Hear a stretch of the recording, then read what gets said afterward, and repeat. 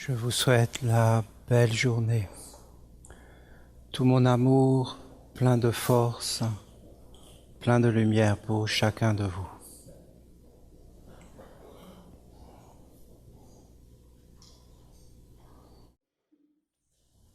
Quelle merveilleuse prière que le Notre Père. Vraiment, on ne s'en lasse pas. C'est comme quelque chose qui nourrit, qui éclaire, qui bénit, qui réconforte, qui donne la réponse à tout. C'est une merveille. Cette prière est une merveille, une splendeur. C'est un cadeau, c'est une bénédiction.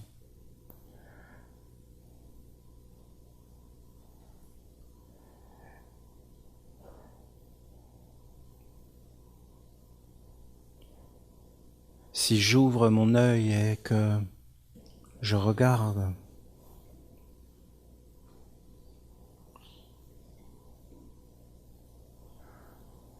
je vois que Jésus était un grand fils de Dieu, mais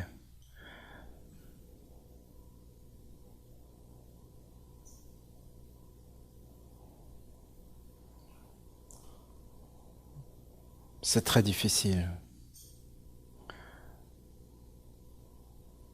C'était vraiment difficile pour lui, c'est certain. Parce que vous voyez, cet homme,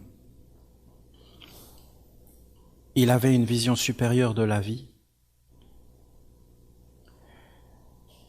Il avait la réponse. Mais les hommes ne l'écoutaient pas, ne le comprenaient pas. Et tu sais, c'est terrible. Quand tu sais que tu peux aider une personne, mais que cette personne ne veut pas entendre ce que tu as à lui dire. Et c'est pas qu'elle ne le veut pas, c'est que elle ne le fait pas exprès. C'est qu'elle n'a pas les organes.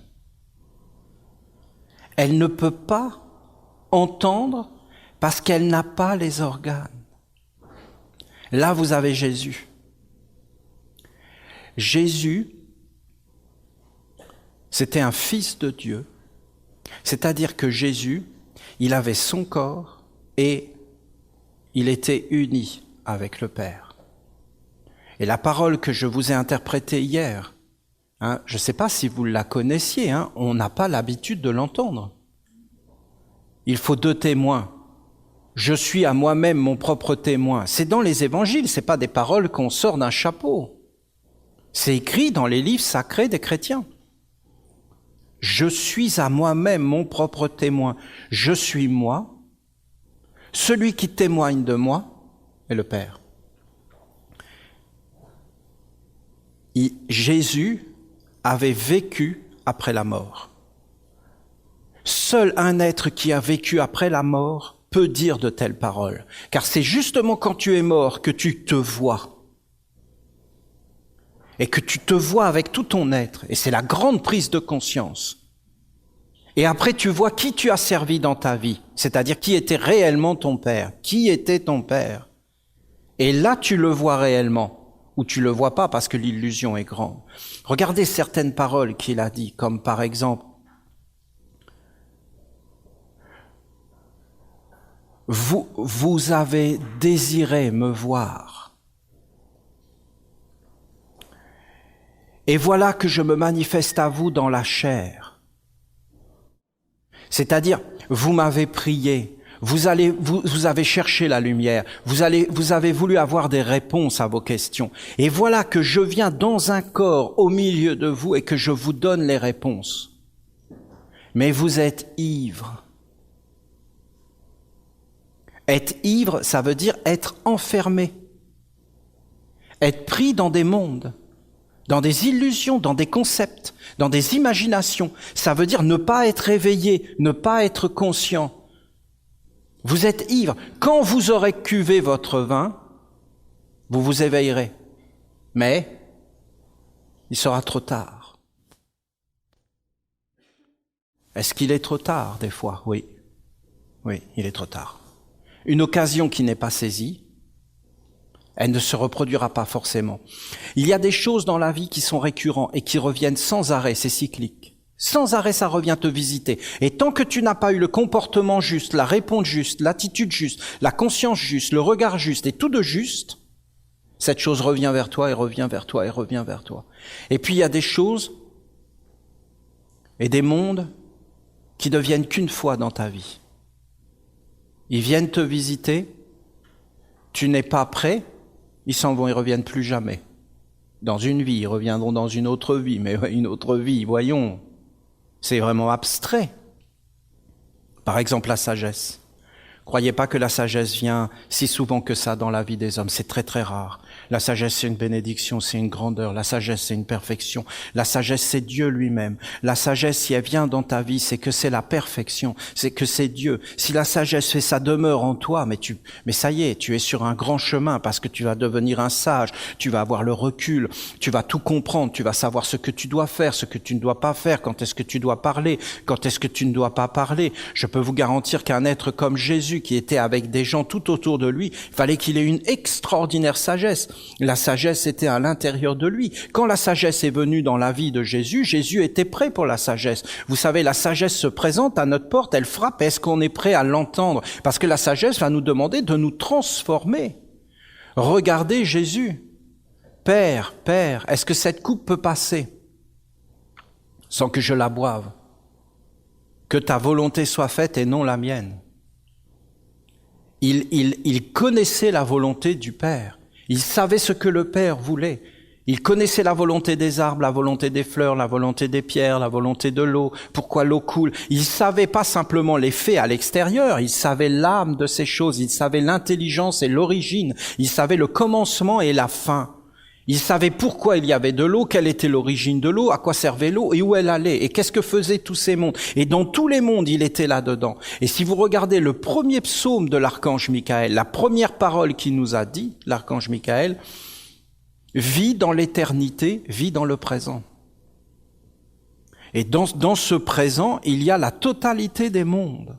La totalité des mondes. Le passé, le présent, le futur. C'est ça l'éternité. Et c'est tout en un. Et quand tu as cette vision-là, tu vois toutes les choses. Alors tu peux essayer d'aider les êtres, mais il faut vraiment avoir un corps. Un corps. Il faut avoir des organes. Délivre-nous du mal. Mais quand le mal, il te prend, l'illusion, il t'enferme, il te met dans une sphère, et tu es prisonnier de cette sphère, et tu ne peux plus en sortir. Eh bien, c'est quelque chose de terrible. Tu es vraiment dedans, et comment t'en sortir? Je vais vous dire, pour moi,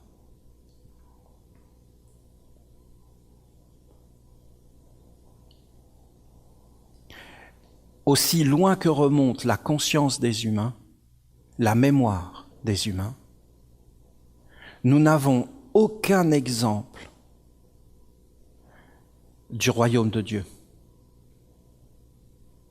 Et le monde divin n'a plus habité la terre depuis des milliers d'années. Les seuls vestiges qui nous restent d'un monde divin incarné sur la terre, c'est l'Égypte. Mais l'Égypte, telle que nous la voyons, est déchue. Est-ce qu'un monde divin a existé sur la terre? Oui. C'était des hommes et des femmes qui avaient organisé leur vie pour que Dieu soit vivant et non pas les hommes. Et ils conduisaient les hommes dans une éducation de Dieu. Et ces êtres gouvernaient le monde en protégeant les faibles et en élevant les forts dans la divinité et le service de Dieu. Ces choses ont existé sur la terre.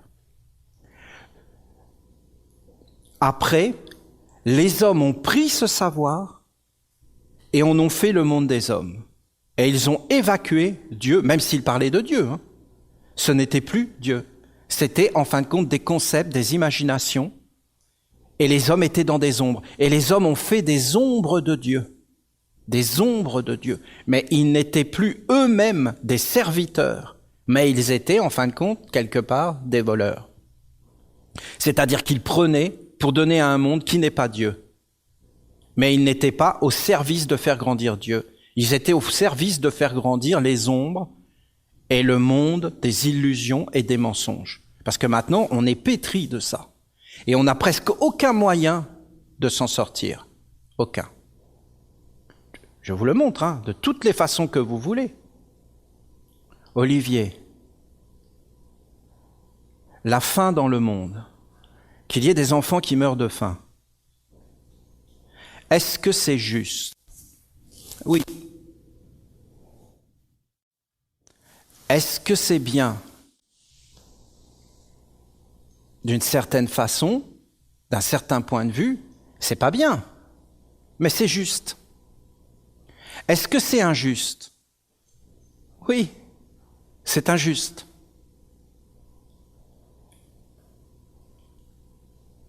Est-ce que c'est voulu? Oui, c'est voulu. Donc c'est juste, puisque c'est voulu. Est-ce qu'on dit que c'est pas voulu et qu'on le subit? C'est un mensonge. Les êtres ne sont pas vrais. Ils ne regardent pas vraiment les choses.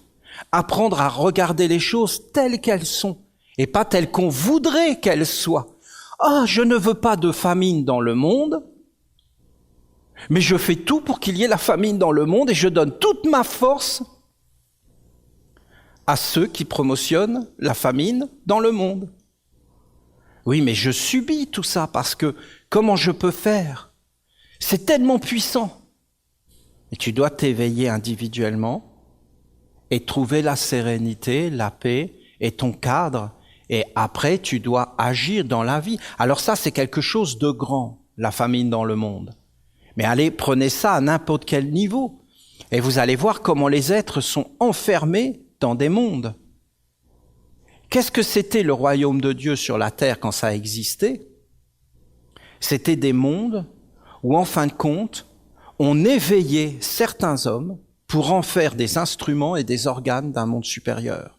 Donc ces hommes et ces femmes se donnaient pour exister pour un monde supérieur, et en fin de compte, ils arrivaient par des forces complètement incroyables, parce que même un Jésus ne y arrivait pas, vous comprenez?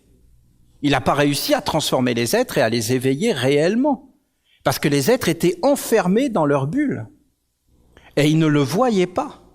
Et ils étaient pétris par leurs concepts et par des mondes. Et en fin de compte, ça n'arrivait pas jusqu'à eux. Parce que comment tu veux parler à quelqu'un qui veut pas t'entendre? Et comment tu veux parler à quelqu'un qui sait qu'il a raison, même quand il a tort? Tout lui montre qu'il a tort, mais lui, il est persuadé d'avoir raison. Il est dans son monde. Et rien ne pourra changer ce monde. Et comment tu peux faire alors pour l'atteindre et le transformer? Tu dois d'abord te transformer toi-même. Tu dois d'abord t'éveiller toi-même. Tu dois d'abord aller dans une victoire de toi-même. Oui, mais après, tu vas vivre dans un cadre et un environnement. Parce qu'il faut savoir que ces êtres, ils étaient dans un cadre et dans un environnement bien particulier. C'est ce que nous montre l'Égypte. Il y avait des endroits pour des prêtres, des vestales, des prêtresses, des êtres qui étaient en dehors, avec des murailles, et il y avait deux mondes. Il y avait le monde des éveillés et le monde des endormis. Il y avait le monde de ceux qui servaient à un monde supérieur et le monde de ceux qui vivaient juste comme des hommes, animés en fin de compte par des instincts et par des forces qui sont du monde de la mort. Et il y avait le monde de l'immortalité. Et toutes ces choses, aujourd'hui, on ne peut même pas en parler. Quand vous avez, par exemple, Moïse, vous avez Bouddha, vous avez Zoroastre, vous avez Lao Tse, vous avez Jésus. Vous n'avez pas des êtres du monde de Dieu. Vous avez des fils de Dieu isolés qui ne font que préserver une ancienne tradition et la réactiver dans le monde. Mais ils ne l'ont pas posée à travers un corps, une organisation, un gouvernement. Ils n'ont pas fait apparaître Dieu. Parce qu'en réalité, ils n'ont pas eu les élèves qui sont venus. Et tous les élèves étaient sous. Et tous les êtres dormaient, et tous les êtres étaient pris par ces mondes qui emmènent les êtres dans des illusions et dans des forces. Et ce savoir de faire des corps, ce savoir d'entrer dans un état d'éveil, ce savoir de créer des mondes supérieurs, enfin, il n'a plus réellement existé d'une façon organisée sur la Terre depuis un temps reculé et reculé. Quand Peter Denov est dans les montagnes de Bulgarie en train d'enseigner, en réalité, par sa parole, il est en train de réactiver des anciens mondes et de les sauvegarder. Mais aucun d'eux n'a réussi à toucher des êtres qui se sont dit très bien, nous allons maintenant nous éveiller, nous allons nous structurer, nous allons nous organiser et nous allons faire apparaître sur la Terre un corps supérieur. Non, tous les êtres continuaient à être dans ces sphères et dans ces bulles dont je vous ai parlé hier, et que je vous ai dit clairement les choses commencent à se passer, et je vous ai tout expliqué comment ça se passe. Oui, mais les hommes, quand on est pris là-dedans, alors il faut arriver à sortir de ça. Je vous ai raconté cette expérience que j'avais vécue. J'étais dans un supermarché en France, et je m'intéressais, je cherchais, je travaillais pour faire de la vidéo à l'époque. Ça remonte à des années. Et en fin de compte, je cherchais des cartes graphiques, des choses, parce que c'était pas comme aujourd'hui, hein. Il n'y avait pas toute la technologie d'aujourd'hui. Donc vraiment, je cherchais comment faire pour prendre des images, les capturer, les modifier, et en fin de compte, arriver à les mettre sur des supports, sur les graver, les conserver. Et j'étais là-dedans. Et voilà, j'étais tout fier parce que je venais d'avoir une nouvelle carte graphique. Donc je me disais, avec cette carte graphique, je vais la mettre dans les ordinateurs, parce que je connaissais tout ça, hein. Je savais monter un ordinateur, j'étais complètement là-dedans parce que c'était des outils dont j'avais besoin pour arriver à un but. Et là, je vis une expérience. Voilà, il y a un vieux monsieur qui s'approche de moi, ce qui est en soi tout un monde, parce que dans ces supermarchés, c'est comme si personne ne se parle. Ben, j'ai pas le temps de parler, je supermarche. Donc, quand tu supermarches, t'as pas le temps, hein. Donc,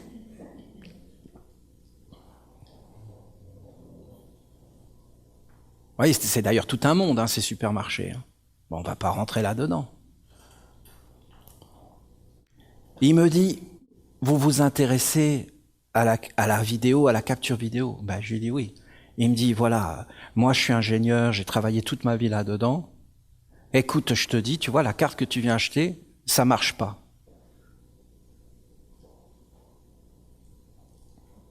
Voilà, belle nouvelle. C'est tous mes espoirs dans la carte. D'accord? Et toi, tu me dis qu'elle marche pas? Oui, je sais. Je sais que c'est pas facile à entendre, mais ça marche pas. Ben, pourquoi ça marche pas? Parce que, voilà, le signal, ça va pas faire ce que tu crois et tout. Alors je l'écoute, et là il me sort. Hein? Tu me crois pas? Je lui dis, non, c'est pas que je crois pas, c'est que je sais pas. Oui, t'as pas confiance. Et je lui dis, non, c'est pas que j'ai pas confiance. Et là, il me dit, écoute, s'il y a bien une chose que j'ai appris, c'est qu'on peut pas transmettre le fruit de l'expérience. Et tant que tu n'as pas fait l'expérience par toi-même, tu ne me crois pas, parce que tu as un espoir que ça marche. Mais moi, je te dis à 150%, ça ne marche pas.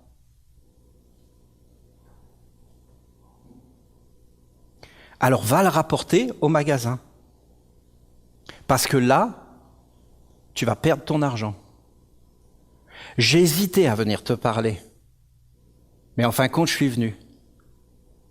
Je ne sais pas pourquoi. Mais je te dis, je suis persuadé que tu ne vas pas m'écouter. Ah mais je ne sais pas c'est quoi cette histoire. Hein. Il me fascinait. L'expérience était fascinante.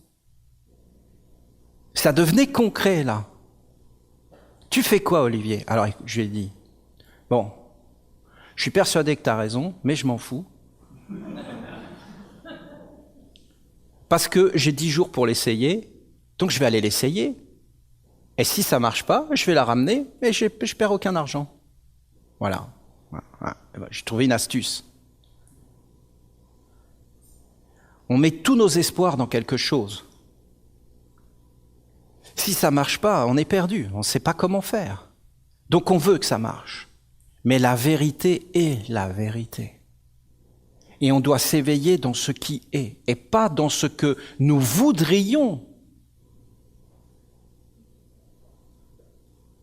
Nous devons commencer par affirmer les choses, pas pour les affirmer. Nous devons être dans l'acceptation. Est-ce que Dieu est? Voilà la question. D'accord? On a le droit de poser les questions. Il n'y a pas d'interdit en réalité. Les interdits, c'est quoi? C'est ce qui fait mal à l'autre. Si tu fais mal à l'autre, eh bien effectivement, il faut se mettre des restrictions. Tu n'as pas à choquer l'autre, tu n'as pas à le dégrader, tu n'as pas à faire ces choses-là. Mais des fois, c'est pas facile non plus. Reconnaissez que la vie est pas facile.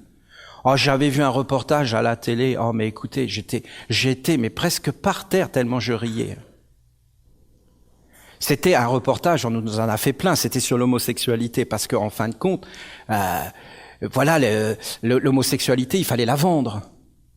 Hein? Donc il y a eu plein de reportages pour les homosexuels, où on vivait avec des homosexuels, on avait des homosexuels partout pour nous dire que c'était normal. Bon. Et je dis pas que c'est anormal, hein. Je dis, laissez les gens tranquilles, on s'en fout du sexe. Ça peut pas être plus clair que ça. Arrêtez de mettre votre vie dans le sexe, que le sexe soit tout. Le sexe, voilà, c'est une partie du corps, il n'y a pas que le sexe dans la vie. C'est pas non plus inintéressant, ça peut faire mal, on peut se blesser avec cette histoire-là, faut pas le mettre dans des tapettes à souris, faut que tu regardes où est-ce que tu le mets. Mais voilà, c'est pas plus que ça. C'est pas, il faut pas en faire tout un cinéma. Et donc il y en avait un homosexuel, qui était un joueur de rugbyman, un rugbyman. Vous connaissez le rugby, c'est une sorte de football américain. C'est un sport où ça va de soi. Hein. Et alors il disait, moi ça me choque vraiment, ça me choque. Ça me choque parce que le rugby c'est un sport que j'aime parce que on est ensemble. Et on est entre garçons, on se touche, enfin c'est très viril comme sport. Mais alors, avant d'entrer sur le terrain pour jouer là, pour être là, on se motive parce qu'il faut y aller les mecs. Hein? Alors on est comme ça, puis on se met tous comme ça, puis on n'est pas des PD, on n'est pas des PD.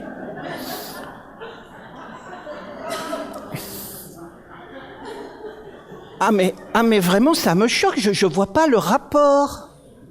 Je vois pas pourquoi on dit ça avant d'y aller. Je me sens pas bien, vraiment. J'ose pas le dire parce que voilà, ça passerait pas.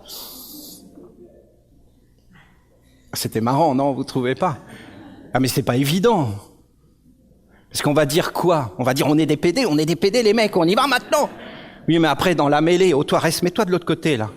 Puis après dans la douche, hein? Dans la douche, je suis plus à l'aise. Moi, je fais quoi maintenant? Alors, pourquoi on se douche pas avec les filles et que tout le monde n'est pas ensemble, hein? Et là, on se douche entre hommes. Oui, mais c'est le regard, hein? On est bien d'accord. Hein? Est-ce que tu peux pas ramasser la savonnette à ma place? Non, mais hein? On fait comment? Vous voyez bien que c'est compliqué tout ça. C'est des concepts. On est dans des concepts. On est dans des choses. Comment faire pour vivre ensemble dans l'amour? Dans toutes ces choses, et comment faire pour sortir de certains concepts. Et voilà, comment on fait? C'est très compliqué. Mais c'est simple. En réalité, il y a des lois. Il faut dire les choses telles qu'elles sont. Qu'est-ce que je veux dans ma vie? Est-ce qu'on peut être tolérant? Oui. Est-ce qu'après on est agressé et qu'on doit protéger nos enfants? Donc tu vas devenir xénophobe. Parce que tu veux protéger des choses. Parce que tu ne dois pas tout accepter dans la vie. Mais ça commence comme ça, tout doucement. Donc en fin de compte, il faut apprendre à regarder les choses telles qu'elles sont. Telles qu'elles sont. À les regarder, et dans la vie, tu auras à souffrir. Le monde n'est pas neuf. Tout ce que tu vois là dans la vie, tout ce que tu viens, c'est pas neuf. Quand tu as un nouveau-né, il n'est pas neuf, le nouveau-né. Voyons, il n'est pas neuf. Il est déjà dans les yeux de la société. Il est regardé. Maintenant même, il est regardé avant la naissance. Vous savez maintenant qu'il y a des projets de fœtus extérieurs pour rendre la parité. C'est-à-dire que c'est quand même une injustice que les femmes portent les enfants et pas les hommes. Donc, en fin de compte, pour combler cette injustice, on est en train de faire des fœtus à l'extérieur. Et comme ça, la femme ne portera plus l'enfant. Donc, il y aura vraiment une parité. Et donc, non mais jusqu'où va la bêtise? Et donc, un des arguments, c'est tu pourras regarder ton fœtus à travers la glace se développer tout seul. Donc, il y a toute la famille qui viendra et qui regardera le fœtus se développer. Mais écoutez, voyons, il n'y a plus aucune intimité, il n'y a plus aucun secret, il n'y a plus aucune liberté, il n'y a plus aucune pudeur, il n'y a plus aucune vie intérieure. On va étaler sa vie intérieure devant tout le monde. Et en fin de compte, même les choses qui étaient cachées, on va les révéler, mais en fin de compte, le vrai caché, on ne va pas le révéler.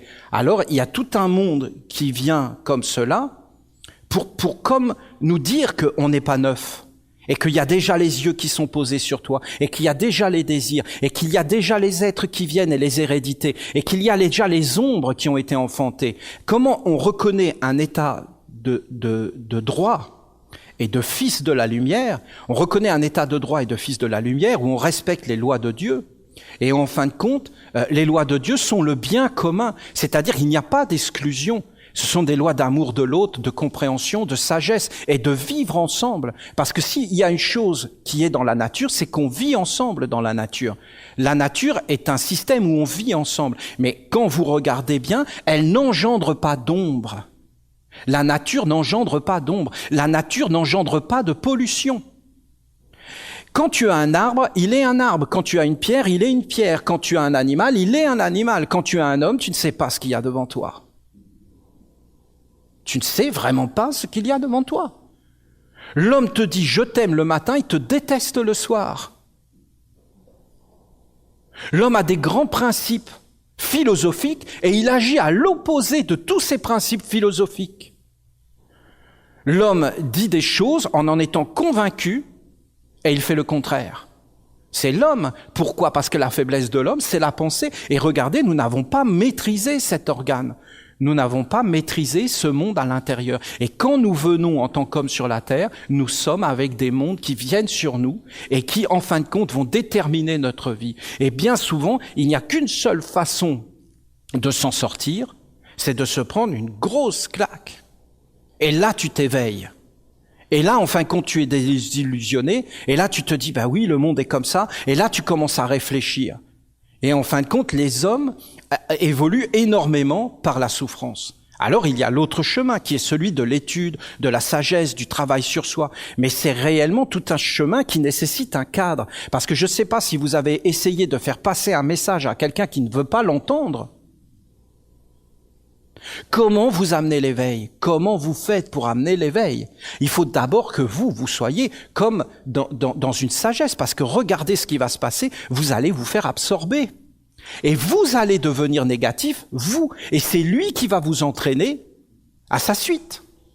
Tu vas rentrer dans la colère, tu vas rentrer dans plein de choses, parce qu'en fin de compte, tu ne maîtriseras pas. Tu ne maîtriseras pas parce que tu n'as pas été vers Dieu. Parce que si tu vas vers Dieu, tu vas vraiment avoir les réponses.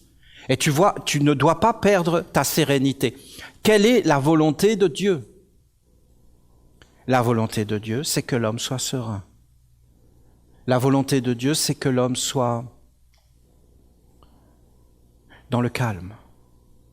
La volonté de Dieu, c'est le bonheur. L'homme doit être dans le bonheur intérieur, libre. L'état fondamental de l'homme, c'est le bonheur. La volonté de Dieu, c'est que l'homme soit clair dans ses pensées, que l'homme ait une vie plus grande que le corps. La volonté de Dieu, c'est que l'homme soit un immortel, soit un fils de Dieu. La volonté de Dieu, c'est pas que l'homme soit inconscient, sinon il n'aurait pas donné la conscience. Dieu a donné la conscience, il a donné la sagesse, il a donné la pensée, c'est pour qu'on l'utilise d'une façon juste, mais pas qu'on l'utilise n'importe comment. En fin de compte, c'est le juste. Jésus dit, soyez parfaits comme le Père est parfait, c'est-à-dire conduisez tout vers la perfection, mais en fin de compte, les hommes sont comme pris par des mondes. C'est ça, la difficulté. C'est ce que je vous ai enseigné hier. L'art de vivre sans ombre. Oui, mais comment on pourrait faire pour qu'un homme arrive à s'éveiller et à gagner le fruit de l'expérience sans faire l'expérience. Comment cet homme qui serait venu me voir pour me dire ta carte graphique vidéo ne va pas marcher, comment il aurait pu me le transmettre sans que je sois obligé de le faire moi-même? Comment faire ça? Alors si j'arrive à faire ça, je peux réellement éveiller la conscience de tout ce qui va m'arriver physiquement et en fin de compte, arriver à faire la même expérience à l'intérieur de moi, à l'intérieur, pas à l'extérieur. Si je vis les choses à l'intérieur, je ne les vivrai pas à l'extérieur. Si je ne les vis pas à l'intérieur, je les vivrai à l'extérieur, je les vivrai, les revivrai, les ferai vivre, j'emmènerai tout le monde avec moi vers le bas. Parce que regardez bien, quand vous avez un être qui chute devant vous, vous avez une tendance à chuter derrière. Ça se transmet aux générations et aux générations et aux générations. Et si vous avez un être qui se redresse, eh bien les êtres qui arrivent derrière ont tendance à se redresser. Donc nous avons réellement une vie collective. Donc avant de vouloir aider un autre être, il faut être soi-même éveillé et clair. Parce que si tu n'es pas éveillé et clair, tout ce que tu vas faire va être conduit vers une catastrophe. Mais si tu es dans la maîtrise de ton instrument et de toutes ces choses, donc on est bien là-dessus sur la question de l'éducation et de la formation de l'homme, qui est la chose la plus importante au monde, et la transmission du savoir et du savoir-faire vivre et de toutes ces choses. Et donc, en réalité, le chemin est un chemin intérieur et individuel à chacun de nous. Et chacun de nous doit s'éveiller et, en fin de compte, faire cette démarche à l'intérieur. J'arrive à faire prendre conscience à un individu de ce qui va lui arriver par rapport à ce qu'il vit à l'intérieur, et j'arrive à ce que cet individu digère, fasse à l'intérieur de lui l'expérience jusqu'à se faire un corps, cet individu ne va plus être obligé à l'extérieur d'avoir la souffrance qu'il aurait eue. J'ai modifié son chemin. Modifiant son chemin, j'ai modifié le chemin de tout ce qui était autour de lui. La grande difficulté aujourd'hui, c'est que les hommes massivement engendrent des ombres. Moi, par exemple, je me regarde à l'intérieur et je me regarde à l'extérieur. L'image qu'on a de moi est totalement déformée par rapport à ce que je suis. Mais complètement. Mais complètement. Ça fait même peur, moi, ça me fait peur. Hein. Je perds le contrôle de mon image et de moi-même. Et les êtres se font une interprétation de moi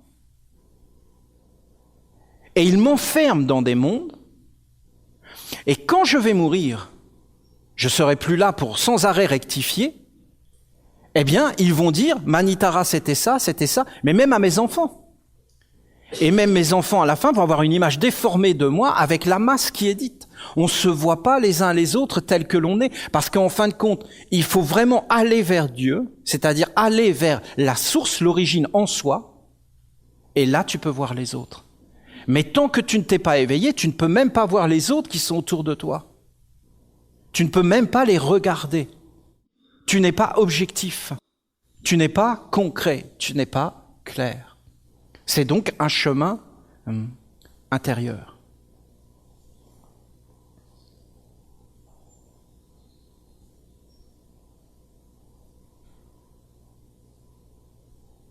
Je vais vous lire le dernier psaume de l'archange Uriel que je viens d'écrire. Il parle de tout ça. Vous allez voir que c'est pas facile de comprendre un psaume.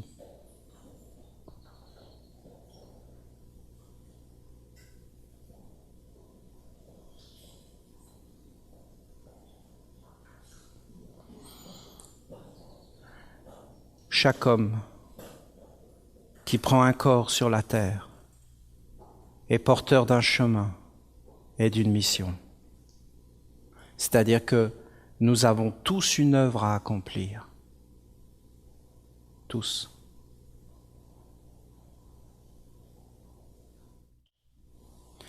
Chacun est différent. Chacun hérite d'un capital de force ou de faiblesse.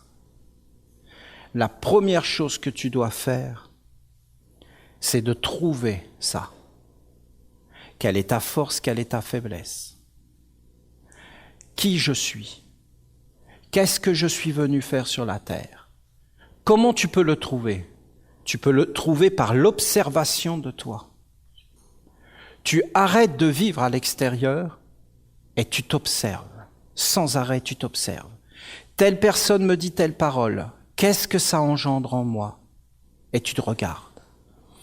Tu t'éveilles. Sans arrêt, tu t'éveilles vers toi. Et tu tournes ton attention, non pas vers l'autre, mais sans arrêt vers toi. Et sans arrêt, tu t'éveilles toi. Et tu regardes, et tu acceptes, et tu es dans l'acceptation. Tout ce qui t'arrive est bon. Parce que Dieu est juste. Et tu te poses, et tu acceptes qui tu es, tu acceptes les situations. Chaque être est différent. Tu dois accepter ta mission, tu dois la regarder. Tu es venu pour accomplir un travail, tu dois le faire. Et tu dois t'observer sans arrêt. Quand tu parles, tu dois regarder qui parle. Pourquoi? Qu'est-ce que ça veut? L'intention. Est-ce qu'il y a des choses cachées? Tu dois tout regarder, des intérêts. Tu dois tout savoir. Tu dois regarder réellement ce que tu es. Et ce que tu es, tu dois l'accepter. Quoi que tu sois, tu dois l'accepter. Et tu dois chercher à partir de ce que tu es et pas du tout à partir de ce que tu n'es pas. Tu dois développer une vision objective de la vie et pas du tout de te réfugier dans des concepts subjectifs. C'est le côté physique qui va t'éveiller et qui va te renvoyer en toi-même et qui va te parler. Chacun perçoit le monde différemment, en fonction des organes et des aptitudes, éveillées ou pas. Il n'y a qu'une vérité qui peut unir les hommes. C'est le but à atteindre et les fondements sur lesquels chacun est posé. Voilà, la terre et le ciel. Ça peut unir tous les hommes. La terre et le ciel. Qu'est-ce que c'est la terre? Et comment on doit vivre sur la terre? Et qu'est-ce que c'est le ciel? Qu'est-ce que c'est la vie? Une fois qu'on a réussi à se mettre d'accord là-dessus, alors tous les êtres qui sont différents peuvent commencer à s'unir. C'est ce que dit l'archange. Par exemple, vouloir créer un corps à Dieu sur la terre est un but qui peut unifier tous les êtres. C'est ce que je vous dis, ça n'a pas existé depuis. Créer un corps à Dieu sur la terre, ça n'a pas existé depuis.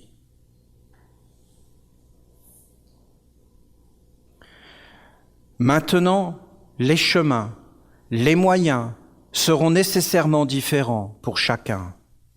L'un apportera sa contribution à l'œuvre à travers son rayon, sa couleur, sa note musicale, sa lettre de l'alphabet, sa vision et sa compétence, et l'autre fera de même à travers ce qui lui est propre. C'est la volonté de Dieu que les hommes s'unissent, unissent leurs différences pour faire apparaître la maison de Dieu sur la terre, à travers la nation et l'Église essénienne. Voilà, l'archange, il parle aux Esséniens. Et il dit, vous voulez aller vers la lumière, trouvez des bases communes. Vous n'arriverez jamais à vous unir à travers le rayon, parce que vous voyez les choses d'une façon différente. Là où vous pourrez vous unir, c'est la terre, c'est-à-dire le côté concret, réel, et le ciel, c'est-à-dire le but à atteindre. Si vous êtes d'accord sur la terre, comment vous devez vivre sur la terre, et sur le but à atteindre, alors vous arriverez à mettre toutes vos différences, tous vos concepts différents, toutes vos ombres en fin de compte, vous arriverez à les mettre au service d'un bien commun et d'un idéal commun, et vous arriverez à vous unir. Si vous regardez aujourd'hui l'idéal commun de l'humanité, c'est pas du tout l'immortalité, ni le service à ce qui est éternel et divin. et regardez le but commun. Mais si vous éveillez un but commun noble et digne, où chaque être a sa place dans son rayon, dans sa couleur, et où chaque être, en fin de compte, est intégré à une œuvre d'ensemble qui est plus grande que tout, alors à partir de ce moment-là, vous arriverez à être ensemble et à vous unir. Vous ne vous unirez jamais sur un côté subjectif, désincarné. Vous vous unirez sur le côté concret. Tu dois t'éveiller toi-même et entrer dans l'acceptation. Et après, quand tu as été vers des mondes supérieurs et que tu as atteint un éveil, eh bien, tu dois arriver par l'amour de l'autre à ouvrir un chemin de perfection et de transformation sans entrer dans des forces négatives. C'est tout un idéal. Regardez dans votre vie quotidienne, hein, et vous allez voir que c'est tout un monde. Hein. Parce que vous êtes confrontés à des êtres autour de vous. Il y a deux aspects. Soit l'autre est le sauveur, et dans ce cas-là, tu deviens complètement négatif, toi, parce que tu sors de toi en le regardant lui. Bonjour mon amour, bonjour mon chéri. Tu n'es pas bien? Si, ça va.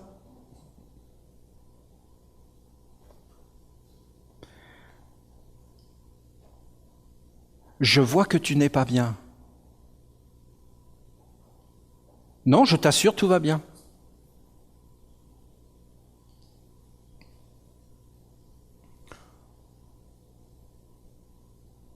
Je te dis juste ce que je vois. Ce qui est. Pourquoi nier ce qui est? Écoute, je te dis que je suis pas bien. Je te dis que je suis bien, c'est que je suis bien. Je vois que tu es énervé.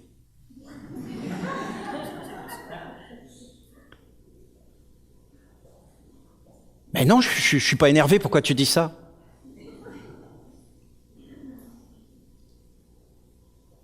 Mais je te dis ce que je vois. Ben, on continue, comprenez? Pourquoi je te dis que tu n'es pas bien? Parce que je vois que tu n'es pas bien. Pourquoi tu me dis que tu es bien alors que je vois que tu es pas bien? Hein?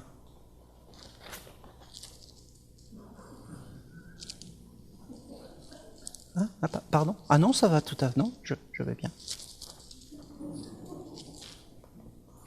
Je n'ai pas envie de te dire que je ne suis pas bien parce que je ne veux pas le voir moi-même que je ne suis pas bien. Parce que si je vois que je suis pas bien à l'intérieur de moi, eh bien, en réalité, je vais voir qu'il y a un monde qui va pas. Et ce monde qui ne va pas, je ne veux pas l'affronter.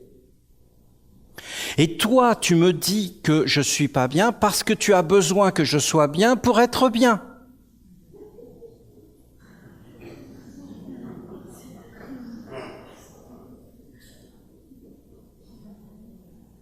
Allez bâtir un monde avec tout ça. Qu'est-ce qui peut unir les hommes? Les choses concrètes. On a besoin d'une maison, on a besoin à manger pour nos enfants, on a besoin de chaleur, on a besoin d'amis. Regardez comment on va se faire attraper par des mondes. Et après, une fois que ces mondes, ils sont là, ils rentrent, ils pondent leurs œufs. Ah, c'est vite fait. Hein. Et après, tu vis avec toute ta vie. Et sur le lit de mort.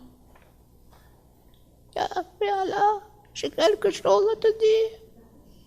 Tu te rappelles, il y a 30 ans, tu m'as demandé si j'étais bien. Ben maintenant, avec le recul, j'étais pas bien.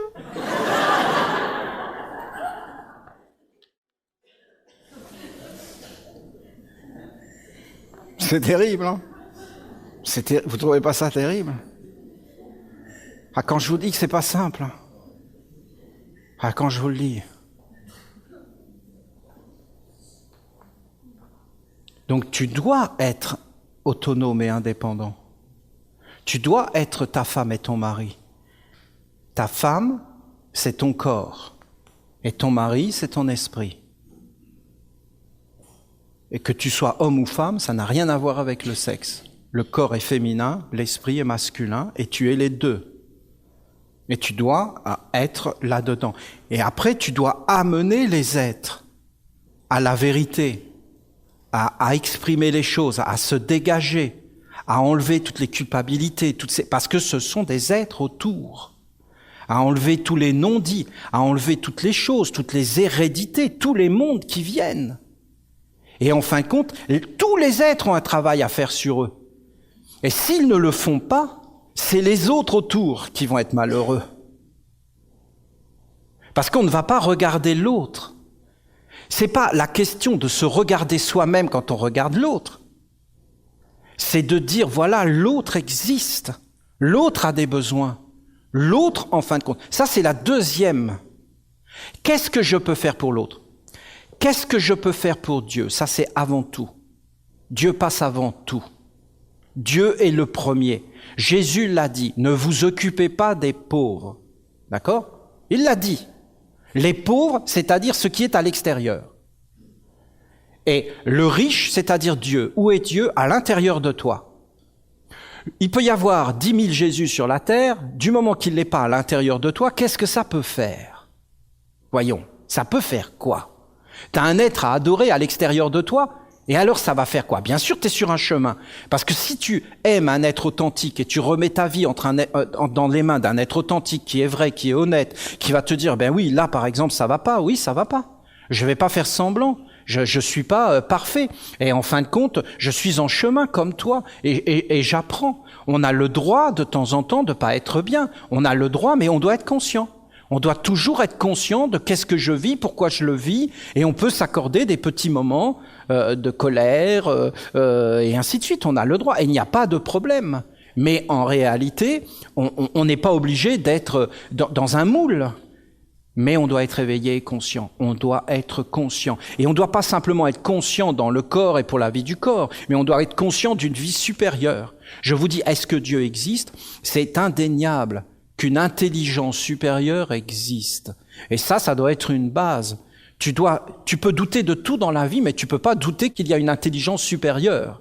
Parce que cette intelligence supérieure, tu la vois en toutes choses. Et nous sommes dans une merveille. Le feu, le soleil, toute cette organisation, à votre avis, ça vient d'où? Une telle splendeur, une telle merveille. Aucun homme, aucune intelligence ne pourrait créer l'intelligence à ce point-là.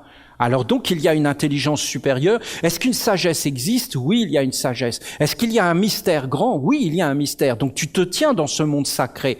Et là, en fin de compte, tu dois t'éveiller. Tu dois entrer dans cet espace, dans ce bien commun.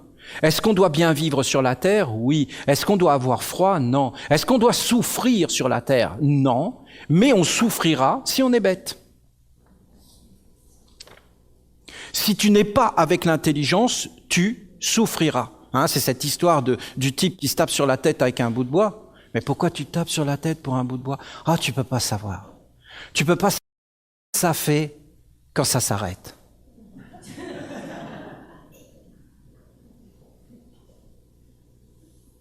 Eh ben non mais c'est mystérieux. C'est vraiment ça. On se tape dessus pour se réconcilier. C'est vraiment mystérieux tout ça, vraiment mystérieux. Donc si tu es à ce point-là, dans l'inconscience, dans la bêtise, nous ne vivons pas. Vous entendez? Nous sommes vécus par des mondes dont nous sommes inconscients. C'est terrible ce que je vous dis. Éveillez-vous. Éveillez-vous dans les paroles de Jésus. Je suis moi, celui qui témoigne. Donc je me regarde et je m'observe moi-même. Et qu'est-ce que je vois? Ce n'est pas moi qui vis. Il y a des êtres là, tout autour de moi, des êtres spirituels, qui prennent ma place. J'aime une personne, je lui dis, cette personne fait quelque chose qui ne me plaît pas, mais plaît pas à qui? En moi. À quel monde? Et je ne l'aime plus. C'est-à-dire qu'un autre monde a pris la place du monde qui était avant. Et sans arrêt, je suis changeant. Et sans arrêt, je suis avec des mondes. Je ne suis pas une personne, je suis une personne multiple. Je suis la personne avec mes amis au bar. Ouais, ma femme. Et je suis la personne avec ma femme. Salut chérie. Je suis qui? C'est quoi la relation? Où est la vérité? Vous savez, avec tous ces téléphones modernes, c'est très marrant parce qu'ils se déclenchent sans que tu le veuilles des fois. Alors le téléphone sonne, tu réponds, et puis là t'entends la personne, elle est au restaurant avec une autre personne. Mais elle t'a pas appelé, tu dis allô, allô, mais le téléphone est dans sa poche. Et là t'entends, il se vante, c'est incroyable. J'étais dans les montagnes du Moussala. Je rencontre des gens sur les pentes du montagne, des disciples de Peter Donov. Et alors, ils disent, voilà, c'est Olivier, il a écrit des livres, tout ça, donc ils me reconnaissent, ils viennent me voir, Olivier, tout ça, on est content de te voir, ils me félicitent. Et vas-y, que je t'aime, et ça dégouline de partout. Mais arrêtez là, vous mettez trop de confiture. Mettez-en juste ce qu'il faut. Je vais sur la montagne, j'ai une technique, je rentre dans des buissons, je fais ça depuis que je suis petit. Je rentre dans des buissons, c'est comme ça, voilà, Olivier il est comme ça. Il rentre dans les buissons, et là je médite dans les buissons, personne ne me voit. Et je suis dans les buissons en train de méditer, je le fais souvent. Bon. Et donc, qu'est-ce que je fais? Mes petits rituels, je rentre dans le buisson, et voilà que la petite famille déboule à côté du buisson. Et moi je suis dedans. Ah, t'as vu comment il est? Ah oui, t'as vu, il est pas du tout ce qu'on croirait et tout ça. Et vas-y que là, c'est plus de la confiture, c'est qu'on enlève toute la confiture, on fait cramer le pain. Et Olivier, c'est un déchet humain. Ah, mais j'ai failli sortir du buisson, salut! Ça va? Hein? On est inconscient. Une fois, je parle pendant, je le fais plus ça. Pendant peut-être 1 heure avec une personne pour la convaincre. Qu'est-ce que j'étais bête quand j'étais plus jeune. Mais je pense que je suis toujours bête et que je m'en aperçois pas et que dans 5 ans, je vais dire, mais vraiment, c'était lamentable. La personne, elle me nargue. Non, tout ce que tu dis, c'est n'importe quoi, plein de contre-arguments. 3 jours après, je veux rentrer dans une pièce, elle est en train de parler avec une autre personne, je suis à l'entrée et là, je les entends parler et tout ce que je disais, elle disait à l'autre. Tu comprends, la vie, c'est comme ça, c'est tout ce qu'elle disait non quand c'était en face de moi, elle était en train de l'enseigner à une autre personne.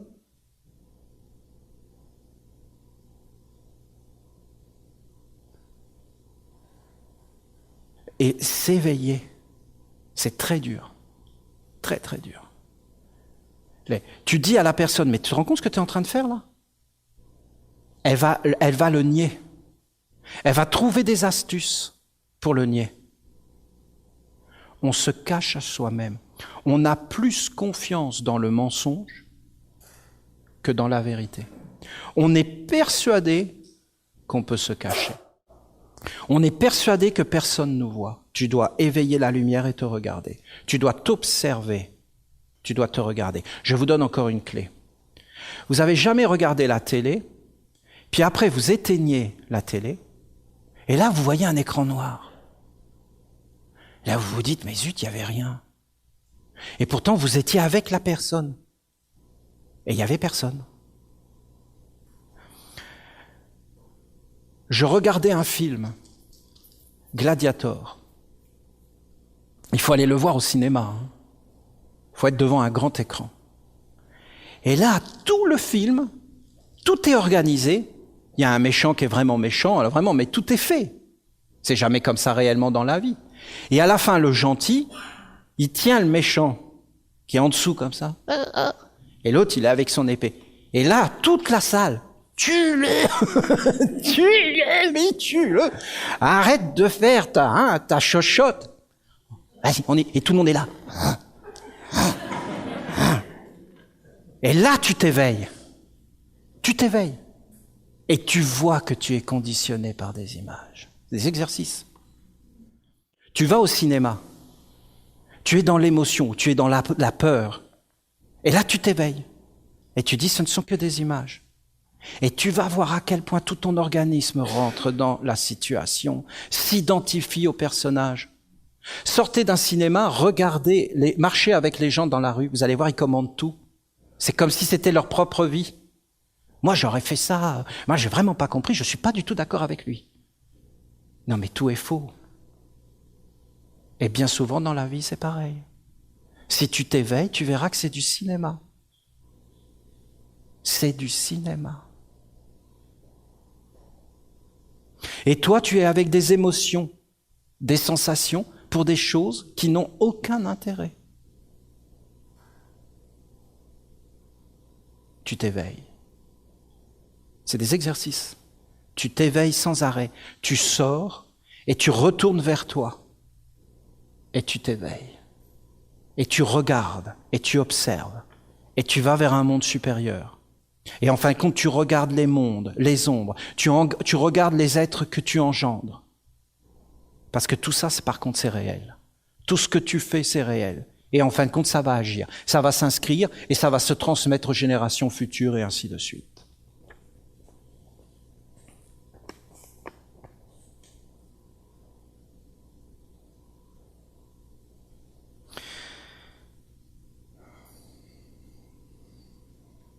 Si tu crois dans les valeurs du royaume de Dieu, alors fais-les entrer dans ta vie. Et associe-toi avec ceux et celles qui œuvrent afin d'écrire ton avenir en conscience. Deviens créateur, concrètement. Prends ta vie en main, deviens créateur, et ce que tu crois être vrai, fais-le apparaître. Fais-le apparaître, ce que tu crois être vrai, et vis en fonction de ce que tu crois être vrai. Mais ne rêve pas, parce que la réalité va te montrer qui tu es.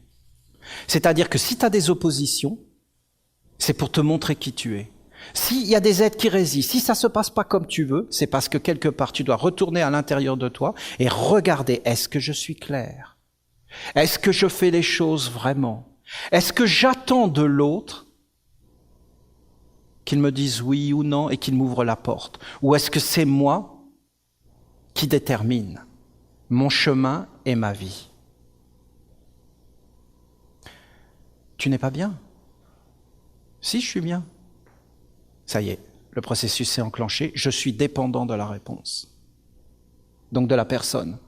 Dépendant de la personne, je suis décentré. Je ne puise plus mon énergie dans le monde divin. Dieu est le roi. C'est Dieu qui décide. C'est personne d'autre que Dieu qui décide. Et si ce que tu veux est juste, alors ce que tu veux se fera. Je veux qu'il n'y ait plus de famine dans le monde. Vraiment, c'est ce que tu veux? Oui, mais c'est voulu par un monde adverse, qui ne veut absolument pas qu'il n'y ait plus de famine dans le monde. Parce que les hommes veulent qu'il n'y ait plus de famine dans le monde, Dieu ne veut pas qu'il y ait de famine dans le monde. C'est une certitude. Mais les hommes le veulent. Donc il faut que tu arrives à convaincre les hommes.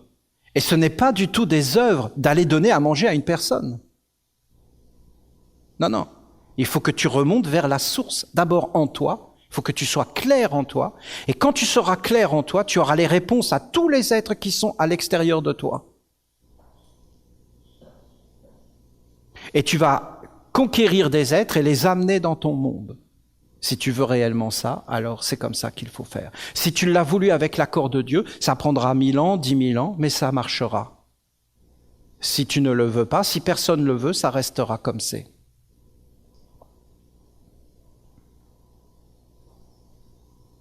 Je ne dis pas que l'homme doit agir uniquement pour des intérêts mortels, même à travers les siècles, mais qu'il doit éveiller en lui ce qui est immortel, impersonnel, et qu'il doit apprendre à vivre avec la grandeur. Je suis moi, celui qui témoigne de moi est le Père, l'immortel, le divin, le Père. Je suis un avec le Père. Je suis un avec la volonté de toutes les volontés. C'est incroyable. Comment je fais après pour amener cette volonté dans la réalité terrestre? Voilà les grandes questions. Ainsi, il retrouvera la mémoire et les traces du chemin et de l'œuvre intemporelle qu'il a commencé jadis. Vous qui êtes convaincus, vous qui vous êtes engagés, alors agissez et faites apparaître le corps de Dieu sur la terre à travers une organisation bien pensée et l'instauration de l'Église essénienne. Donc, bien pensée, pas du tout dans des concepts, dans des envies, mais dans la réalité terrestre, des lois terrestres, de ce qui fonctionne et qui est le bien commun, de ce qui est un langage universel, mais aussi très concret, c'est-à-dire qu'il faut être concret et il faut que le bas soit en accord avec le haut. Ouvrez les chemins qui permettent à tous les hommes de bonne volonté de participer à l'œuvre de l'élaboration du corps de Dieu sur la terre. Devenez actifs, participez, travaillez, jusqu'à ce que l'idée du corps de Dieu sur la terre soit claire, précise, compréhensible, perceptible, transmissible à chacun. Définissez la perfection de façon à ce qu'elle vous donne le schéma, le plan, pour que vous puissiez ouvrir le chantier à tous les individus qui pourront alors unir leurs différences afin de faire apparaître l'œuvre commune d'un nouveau jour. C'est la fraternité, le bien commun, la mise en mouvement de la vision immortelle de la vie. Que mes paroles ne soient pas juste entendues et comprises, mais qu'elles soient également mises en action.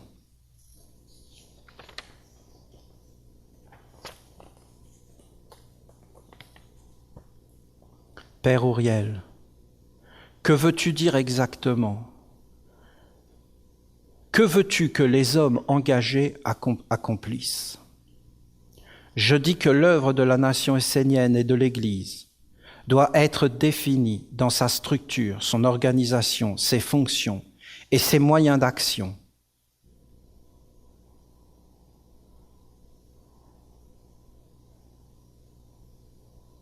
Les chemins doivent être posés, ouverts, pour que les êtres qui s'approchent n'aient plus qu'à marcher, unissant leurs différences pour une évolution supérieure. En fin de compte, dans la vie, on doit avoir des bases concrètes et des objectifs concrets. Vous savez ce qui unit les êtres? C'est des objectifs concrets, et pas des abstractions, ni des croyances, ni des illusions. Parce qu'on peut tous avoir des visions différentes, c'est ce qu'il dit. Et si on rentre dans les visions, on ne sera jamais d'accord. Moi, je veux qu'il y ait ça, moi, je veux qu'il y ait ça, moi, je veux que ça soit fait de telle façon. Bien, fais-le. Mais fais-le jusqu'au bout. Oui, mais je rencontre une opposition. Ben, défonce-la. Débrouille-toi. Mais il n'y a pas d'opposition. Parce que dans ce qui est fondamental, ramener à manger à tes enfants, à un bout d'un moment, tu vas faire n'importe quoi pour l'amener parce que c'est nécessaire. Si Dieu n'est pas aussi nécessaire que ça, c'est-à-dire manger, dormir, avoir chaud, avoir froid et toutes ces choses, eh bien, à partir de ce moment-là, Dieu n'est pas existant dans ta vie.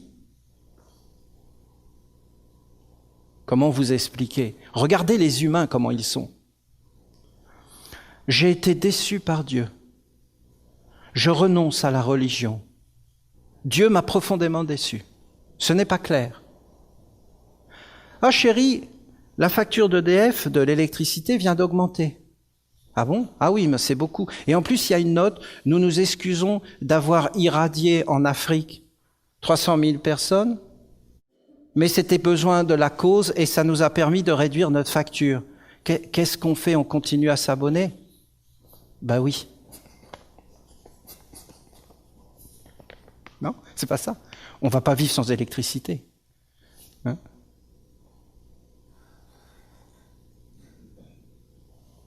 Unissez-vous dans des choses concrètes. Est-ce qu'on peut vivre sans Dieu? Voilà la question.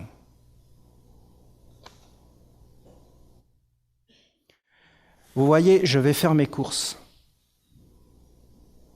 Sur le chemin, qu'est-ce que je vois? Des pompiers. Les pompiers arrêtent les voitures et demandent de l'argent pour le lac Mégantic. Ils sont généreux. Non seulement ces êtres ont été les aider physiquement pour éteindre les incendies et ainsi de suite. Est-ce que c'est positif? C'est profondément négatif. Et ça va amener beaucoup de malheur dans la vie. Parce que les pompiers n'ont pas à demander de l'argent pour le lac Mégantic. Parce que si je donne de l'argent aux pompiers, je donne de l'argent à qui? Aux personnes? Non, je dois toujours donner à Dieu. Où sont les prêtres?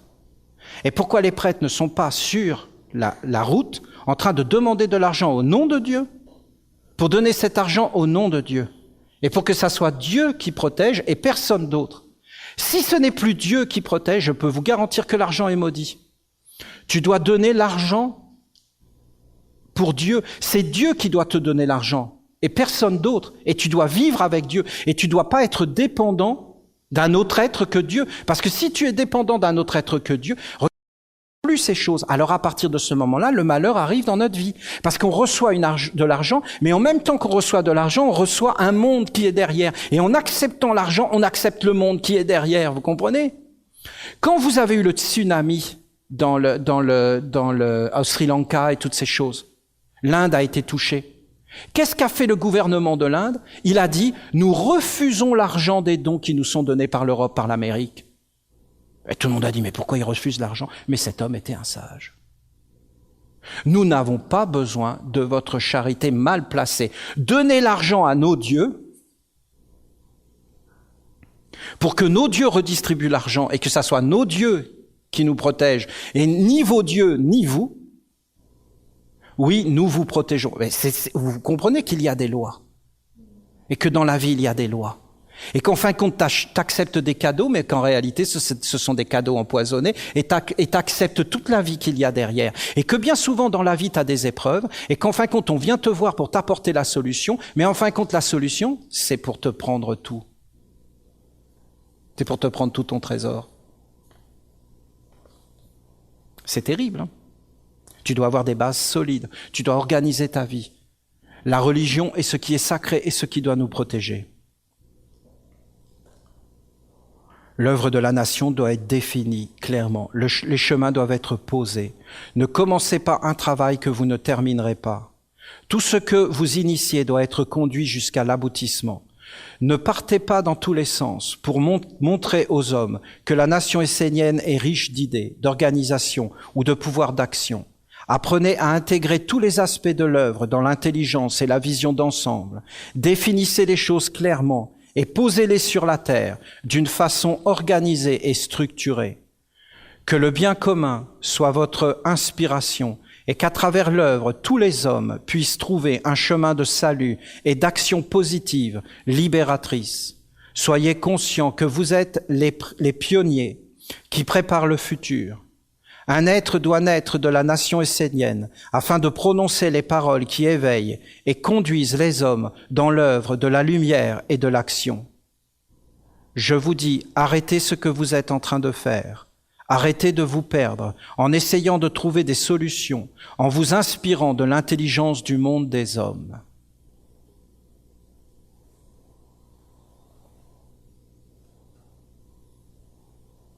Je veux régler des problèmes. Ça fait des milliers d'années qu'on veut régler des problèmes, il n'y en a jamais eu autant. Si ça fonctionnait, on le saurait. Pourquoi ça fonctionne pas? Jamais tu ne régleras un problème à l'extérieur, avec des moyens extérieurs, en étant inconscient et vécu.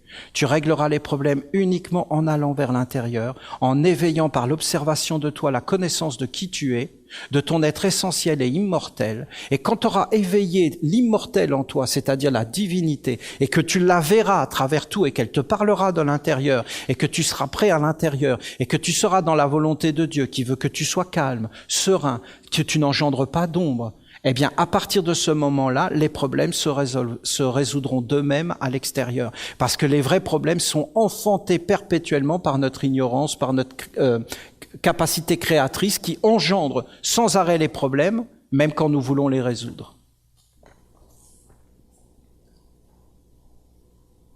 Dieu seul est le souverain, et c'est à lui seul que vous devez offrir la gloire et la victoire. Ne vous préoccupez pas des hommes et de la victoire dans leur monde, mais tournez-vous vers Dieu et œuvrez pour lui, avec lui. Bien sûr, rares sont ceux qui entendront mes paroles, bien sûr, car je vous parle du monde de l'immortalité. Si vous participez à l'œuvre du corps de Dieu dans le service et la pureté, alors cela s'inscrira puissamment jusqu'à toucher le physique. Alors un jour les hommes rencontreront cette œuvre, la connaîtront et s'engageront sur ce chemin. Organisez-vous, non pas pour devenir plus riche dans le monde des hommes, mais réellement pour que Dieu puisse avoir un corps sur la terre. Je sais que seul un homme de Dieu peut comprendre les paroles de Dieu sur la terre. Alors devenez des hommes et des femmes de Dieu, afin d'entendre et de réaliser dans la pureté ce qui est demandé. L'homme comprend ce qu'il sait faire, mais lorsque cela est au-delà de lui, alors il faut qu'il accepte d'être éduqué et de laisser apparaître en lui un nouveau corps de pensée et d'action. Père, je remets mon esprit entre tes mains. Père, non pas ma volonté, mais ta volonté. Père, j'accepte le monde que tu as créé, et tout ce qui m'arrive est juste et bon, et je m'en remets à toi. Père, permets-moi de m'éveiller de l'intérieur dans le Saint-Esprit omniprésent pour savoir qu'est-ce que j'ai à faire sur la terre et d'arriver à le faire jusqu'à la perfection, non pas pour un monde mortel, mais pour un monde immortel dans l'être véritable que je suis éternellement. Puisque qui je suis? Voilà la question. Voilà la grande question. Qui tu es? Tu es ce que tu fais. Ah oui, mais d'où est ma source? Qui vit à travers moi? Qui agit? Qui pense? Tu dois t'éveiller de l'intérieur, il n'y a pas d'autre chemin. La nation essénienne, l'œuvre que nous sommes en train de faire, ce sont des exercices. On te demande de faire apparaître un village, on te demande d'éditer des évangiles, c'est juste des exercices. Vous entendez? De travail sur soi, qui va te révéler qui tu es, tu ne peux plus te cacher. C'est comme de construire une maison. Pourquoi quand on va dans la nature, je prends des pierres, vous m'avez vu faire, et on se lance les pierres? Mais parce que tu ne peux pas te cacher. On va te voir tout de suite qui tu es. Est-ce que tu es concentré? Est-ce que tu parles à côté? Qu'est-ce que tu fais? On va te voir. J'ai adoré travailler et construire des maisons, mais personne n'a compris ce que je faisais. Les hommes étaient dans des concepts d'hommes. Les maisons, c'est important. Mais non, c'est qu'une maison. C'était des exercices. J'adorais ça. J'adorais aller avec des frères et sœurs sur les maisons et les regarder construire. Je voyais tout. Je regardais comment ils faisaient, comment ils réagissaient par rapport à telle situation donnée. Je les enseignais. Je prenais la masse et je défonçais le truc quand je les voyais là avec la lime à ongles. Ou alors, vous comprenez, c'est une magnifique pédagogie. Et tu peux voir plein de choses. Et on a le droit de faire de l'inattendu pour voir qu'est-ce qui va se passer, comment tu vas réagir. Et dans la vie, tu vas trouver les mêmes situations en face de toi. Et en fonction de ce que tu vas réagir, la porte va s'ouvrir ou va se fermer. Et tu vas obtenir ou tu ne vas pas obtenir. Mais les hommes ont placé Dieu dans des mondes abstraits. C'est pas ce que nous dit l'archange. Il dit que Dieu doit être dans des mondes concrets.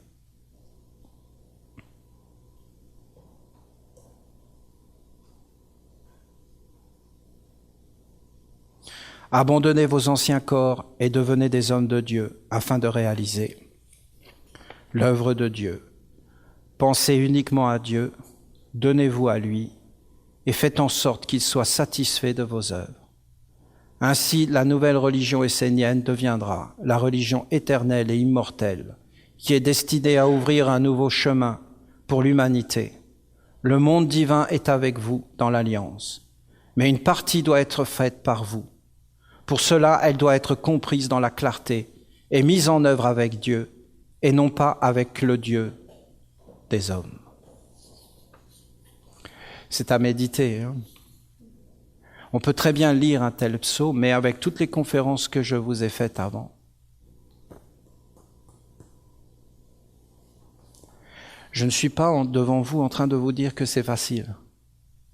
Moi-même, j'ai vu que c'était difficile dans la vie de se transformer soi-même et de transformer les êtres qui sont autour de nous.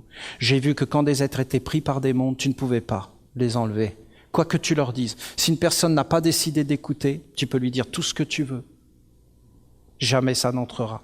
Au bout d'un moment, la personne va aller jusqu'au bout de son chemin, elle va se prendre la grosse baffe, ou pas. Ça va être pire, ou pas. Parce qu'il y a des hommes, plus ils se prennent de baffes, et plus ils entrent dans la lutte contre le monde divin et la réalité, et plus ils campent sur leur position.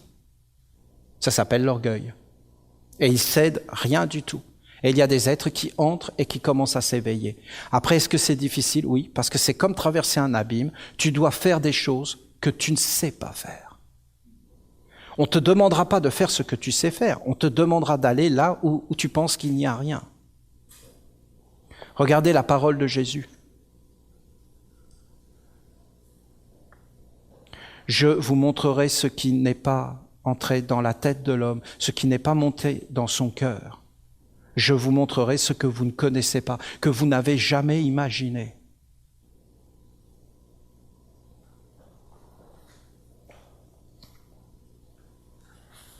alors c'est le chemin de la méditation et de l'éveil. La sérénité, la méditation, l'éveil, l'observation de soi, la clarté. Tu dois aller vers l'intérieur, après tu dois regarder ce qui est et tu dois accepter ce qui est. Tu ne dois pas lutter, mais tu dois trouver le chemin pour te transformer toi-même. Et une fois que tu te seras transformé, alors tu peux réellement commencer à transformer les autres. Il y a toujours un prix à payer. C'est-à-dire que s'il t'arrive quelque chose dans la vie, c'est qu'il y a une raison. Tu ne peux pas l'ignorer. Parce qu'il y a des mondes qui viennent vers toi et qui réclament quelque chose. Tu dois leur donner ce qu'ils réclament. Tu dois guérir pour en fin de compte que ces êtres te permettent de voir les choses d'une façon différente et de transformer le chemin.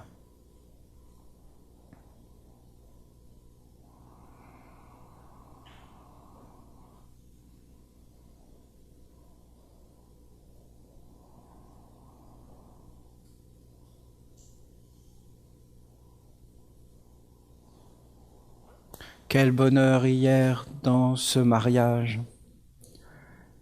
que de l'amour et de la bénédiction, que vous donnez tous des belles forces.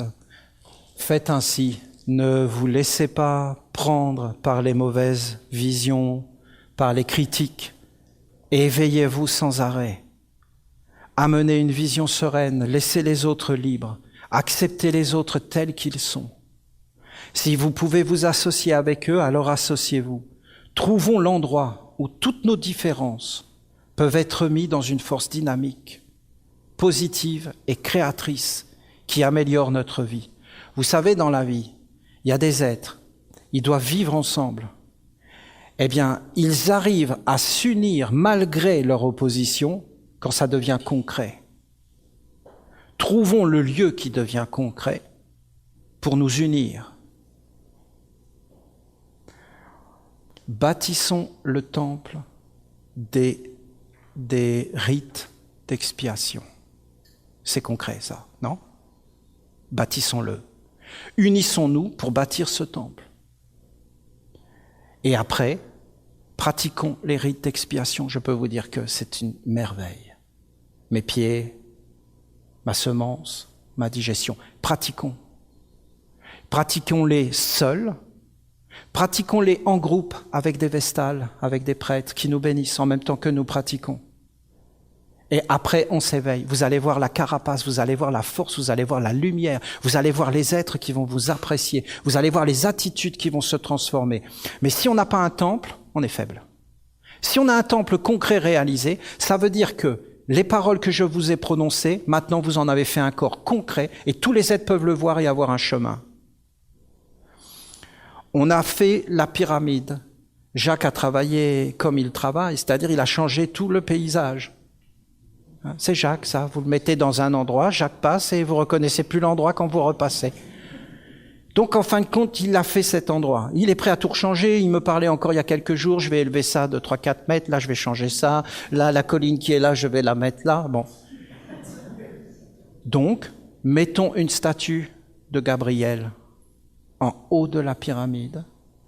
Mettons cette statue de Gabriel dans la clarté comme une offrande à Dieu, de façon à ce que la statue de Gabriel, avec les 12 statues autour, tous les êtres qui vont venir sur ce lieu, ils vont voir d'une façon concrète, objective, notre dévotion envers celui qui a dit « Soyez une mère pour l'autre ». Quel chemin! Quel chemin, soyez une mère pour l'autre! Quel chemin! Et alors, faisons ça, et nous-mêmes, nous serons de plus en plus forts, parce que nous aurons des rappels à nous-mêmes. Gabriel nous rappelle à moi, il me rappelle à moi-même, il me renvoie vers moi-même. Michael me renvoie vers moi-même, Raphaël me renvoie vers moi-même, et me dit, regarde qui tu es, regarde comment tu penses, regarde ce que tu fais de ta vie. Et en fin de compte, je m'éveille.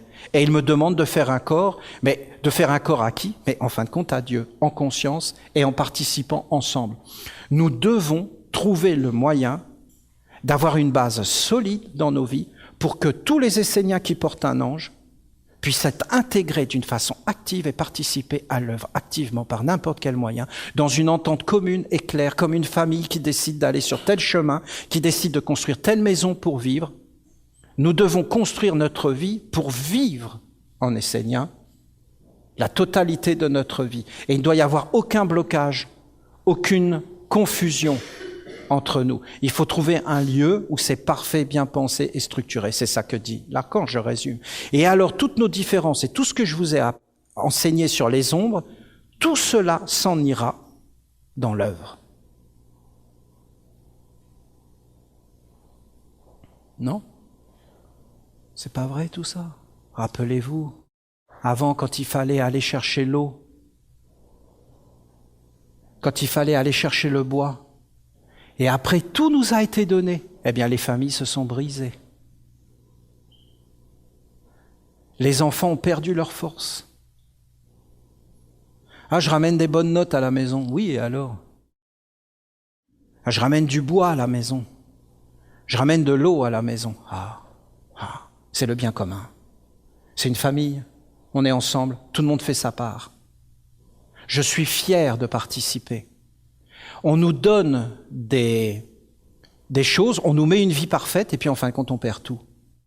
Aujourd'hui, on a une richesse à l'extérieur et de nos vies incroyable. Nous devons avoir le même effort pour aller chercher le bois, pour aller chercher l'eau. Nous devons maintenant le faire pour Dieu puisque nous avons été libérés de toutes les tâches, du moins d'une certaine façon. Donc nous devons mettre toute cette énergie pour continuer à faire ces efforts et ces forces, pour faire apparaître un monde dans lequel il fait bon vivre. Parce que le chemin, c'est pas de souffrir, mais c'est d'être un homme, une femme de bien. Donc, de vivre bien. C'est le but. Et d'être heureux avec soi-même et avec son entourage. C'est le but. C'est ce que Jésus nous a dit. Sois un homme de bien. Dieu seul est bon. Sois avec Dieu et deviens un être de bien. Vivez bien en faisant le bien. Un grand merci.